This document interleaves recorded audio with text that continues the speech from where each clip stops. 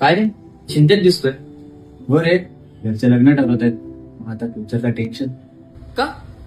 आता लग्न होईल, आई वडिलांचा आजार पण तर आहेच, ते खर्च. पुढे जाऊन पोरं बाळ होतील, ते खर्च वेगळं. त्यांचा शिक्षणाचा खर्च, त्यांचा लग्नाचा खर्च, खूप खर्च आहेत रे. अरे एवढंच ना.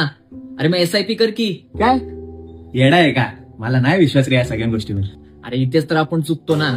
आपण नको त्या अंधश्रद्धेवरती विश्वास ठेवून बसतो आणि ज्या गोष्टी करायला नाही पाहिजे त्या गोष्टी करतो.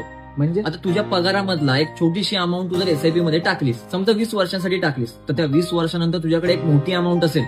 कसं काय? माझी FD RD मध्ये तर इन्व्हेस्टमेंट चालूच आहे. आता समज 5,000 रुपये तू 15 वर्षांसाठी 15% रेट ऑफ इंटरेस्ट वरती एखाद्या फंड मध्ये इन्व्हेस्ट केलेस, तर 15 वर्षांनी तुझ्याकडे 33 लाख किंवा पुढे मागे एवढी अमाऊंट असेल. काय सांगतोस?